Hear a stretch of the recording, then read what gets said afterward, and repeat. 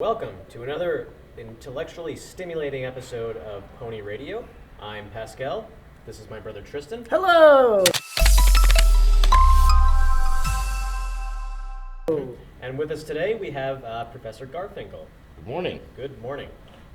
Hello, caller. You're on the air with Pony Radio. I hear a lot about pleading the fifth.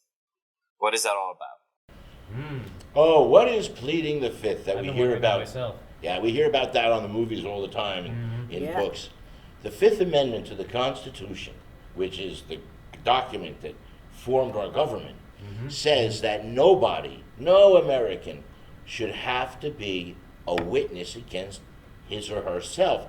That means that if you did a crime, you did something bad, and the police say, "Did you do that?"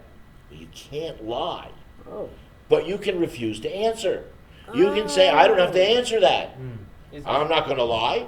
Is that something of a giveaway then? If you refuse to answer, do people tend to take that as a sort of a confession without confessing?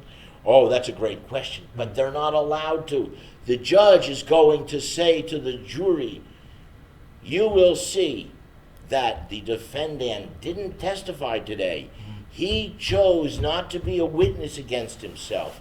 She chose not to come to court and say she didn't do it." And ladies and gentlemen of the jury, you can't even use that against her. You can't even say, "Look, she didn't show up, she didn't defend herself, therefore she must be guilty." You can't say that. We call that drawing a negative inference, and you can't draw a negative inference. You can't assume somebody did something bad just because they refuse to talk about it. If you give me a piece of paper, I could draw whatever you need me to draw. You could If draw it's a very negative good or inference. positive or inference or outference or whatever. I can draw plenty of negative fences. Yeah. Your artistic talents are very well noted, and Well, thank certainly we saw that the judge has a collection of your art in her chambers. They Indeed. were confiscated. Yes, that's how they got there, I understand.